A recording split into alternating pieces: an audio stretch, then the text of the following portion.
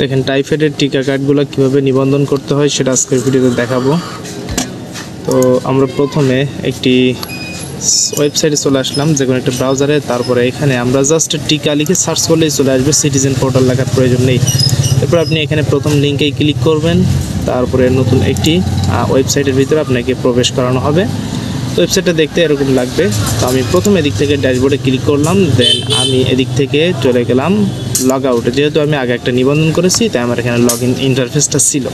তো এখন এদিক থেকে নিবন্ধনে ক্লিক করে জাস্ট টাইফয়েডের উপর একটা ক্লিক করব। এদিকে আমি বাচ্চার জন্ম তারিখটা এখানে বসিয়ে দিব। তো আমি বাচ্চার জন্ম তারিখটা বসিয়ে দিচ্ছি।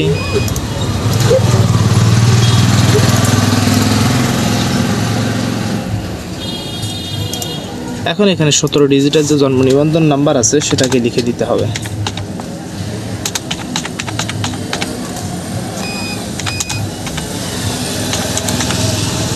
তো দেওয়ার পরে নারী নাকি পুরুষ সেটা এখানে একটু দিয়ে দিতে হবে। এটা ছেলে নাকি মেয়ে? ছেলে। ছেলে।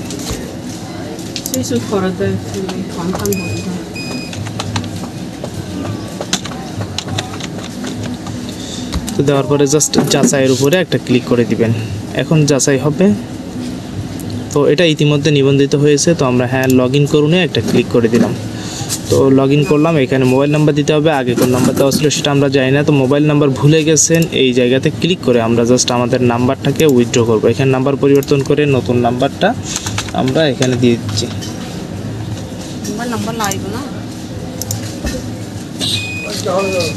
এখানে যে ওটিপি আসবে আমরা ওটিপিটা একটু দিয়ে দিব।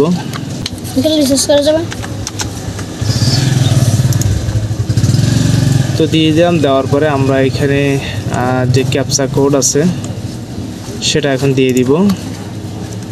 দিয়ে আমরা নতুন করে আবারও কিন্তু যাই হোক, এটার পাশাপাশি আপনারা যদি মোবাইল নাম্বার চেঞ্জ করতে হয় সেটা কীভাবে করবেন সেটাও শিখতে পারলেন। তো এখন আমরা এখানে টাইফয়েডের এখানে চলে আসছি। এদিক থেকে আমরা বিস্তারিত টাইফয়েডের এখানে ক্লিক করব। যেহেতু ওটা নিবন্ধন সব কিছু হয়ে গেছে দেখা যাচ্ছে, তো আমরা জাস্ট কার্ডটাকে ডাউনলোড করব। এটা হয়তো বা আগে কেউ নিবন্ধন করেছে বাট কার্ডটা বের করেনি। তো আমরা আর কোনো কাজ করা লাগলো না, এটা জাস্ট আমরা এখন প্রিন্ট করে দিয়ে দিব। তো আজকের ভিডিওটা এই পর্যন্তই। আমরা করতে চেয়েছিলাম একটা কাজ, কিন্তু জাস্ট কাজের ভিতরে গিয়ে দেখি এটা নিবন্ধন হয়ে গেছে। মোবাইল নাম্বার চেঞ্জ, তো কীভাবে মোবাইল নাম্বার পরিবর্তন করতে হয় মোটামুটি এই বিষয়টা আপনারা ক্লিয়ার হইতে পারলেন। আর তারপরে বাদবাকি কাজগুলো ইজি প্রসেস ছিল, কিন্তু দুঃখের বিষয় যে এটার ক্ষেত্রে সিস্টেমটা নাই।